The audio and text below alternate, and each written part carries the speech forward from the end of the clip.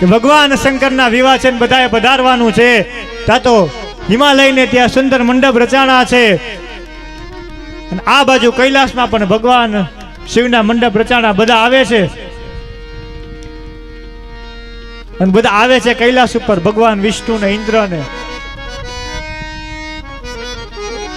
પણ બરાબર ભગવાન શિવને જોવે ને તાતો કે આની હારે હાલવું કેમ, કારણ કે ભગવાન શિવને વીરભદ્રે બધાય થઈને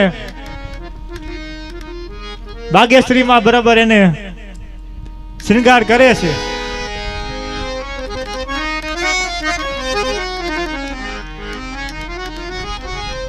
કે હાલો હવે વરરાજાના લગ્ન છે તેને બ્યુટી પાર્લરમાં લઈ જવો જોઈએ ને. તો કે ભગવાન શિવનું બ્યુટી પાર્લર ક્યાં, તો કે સ્મશાન. સ્મશાન ઉપર બેસાડીને કે હાલો હવે એને મેકઅપ કરવાનો. કે મેકઅપ કેનો, તો કે આ તો ચિતાની ભસ્મ. અને શિવજીને બધા ગણો શ્રૃંગાર કરે છે, પણ કેવી રીતે? શિવ હિ શંભો ગણ કરહી શ્રૃંગારા. શિવ હિ શંભો ગણ કરહી શ્રૃંગારા. જટા મુકુટ મોર સંવરા. જટા મુકુટ અહીં મોર સંવર. ભગવાનને તૈયાર કર્યા. આખા શરીરે ભસ્મ લગાડેલી છે, ગળામાં નાગ છે, બાજુબંધમાં નાગ છે. અને આવું રૂપ જોયું એટલે ઇન્દ્ર અને ભગવાન વિષ્ણુને વિચાર કરે છે આ વરરાજાએ કેમ આવ્યું. એટલે બ્રહ્માજીને કીધું કે અમે પેલા જાય. એટલે બ્રહ્માજીએ કીધું કે તમારે પેલા જવું હોય તો શિવજીની રજા લઈ આવો. એટલે ઇન્દ્ર રજા લેવા કે ભગવાન અમે પેલા આગળ જાય. એટલે ભગવાન કે જાઓ. ભગવાન વિષ્ણુ કે અમે જાય, તો કે જાઓ. બધા દેવતા વયા ગયા. એટલે ભગવાન શંકર જોયે છે કે હવે આપણે કેટલા વૈદા હે વીરભદ્ર, તો કે આપણે 5 રહ્યા. એક તમે છો, એક હું છું, ને આપણા શૃંગીન ભૃંગીન આ બધાય છીએ. તો કે આવી જાન નો હાલે. જાનમાં તો માણા જોઈએ ને. કે માણા બોલાવો તો ક્યાંથી બોલાવા? તો કે આપણા સ્થાનમાંથી બોલાવો. તો કે ક્યાં? તો કે ગામે ગામના સ્મશાનમાંથી બોલાવો. ભૂત પ્રેત પિશાચ ડાકીની સાકીની બધા આવ્યા. સાત બોલે કે હાલો આપણા માલિકના લગ્ન છે, હાલો બધા. તો ગામે ગામના સ્મશાનમાંથી હો બધા ભૂત પ્રેત બધા હાજર થવા લાગ્યા.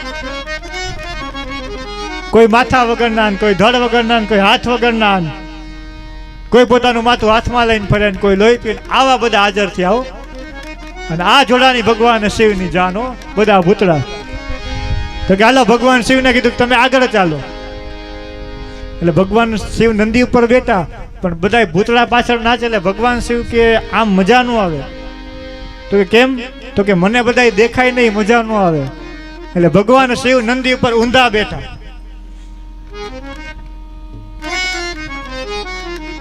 અને આમ જાન ઉપડી. પણ ભગવાન શિવ આ તો સંપૂર્ણ આનંદ નો દેવ ને. ભૂતળા નાચતા હોય તો નંદી ઉપરથી હેઠે ઉતરી, એક ચકડી લગાવીને પાછા નંદી ઉપર બેસે. આમ કરતા કરતા બધા. અને એમાં ઇન્દ્ર અને ભગવાન વિષ્ણુ ને પેલા પહોંચી ગયા, તો હિમાલય પહોંચ્યા. એટલે પેલા સૌથી ઇન્દ્રને જોઈને બધાએ કીધું કે તમે પધાર્યા, તમે વરરાજા છો? તો કે ના, વરરાજા તો હજી પાછળ આવે છે, અમે તો બધા જાનૈયા છીએ. ભગવાન વિષ્ણુ ને આ બધાને જોઈને બધાએ સ્વાગત કરવા કીધું કે આમ જોવો તો ખરા, જાનૈયા આવા રૂપાળા આવા સુંદર છે, તો વરરાજો કેવો હોય છે? એટલે ભગવાન વિષ્ણુએ મનમાં કીધું કે એને જોયા પછી કેટલા જીવતા રહેશે ને, ઈ મનમાં શંકા છે. કે મેના દેવી હાથમાં સુંદર મજાનો આરતીનો થાળ લઈને ઊભા છે. અને આવ્યો શિવજીની ટોળકી. બધાએ જોઈને ન્યાન ને બધા બેભાન. માના હાથમાંથી થાળ પડી ગયો.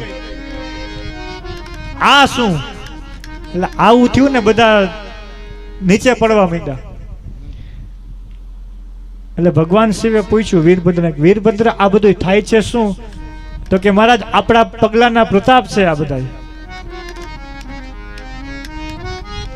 બધાય બેભાન થઈ ગયા કે હવે ઉતારો.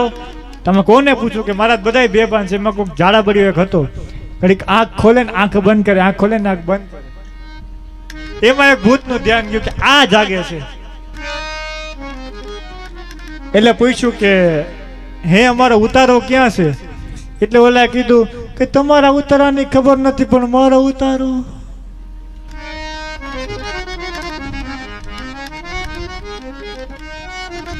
આવી લીલા ભગવાન કરે છે.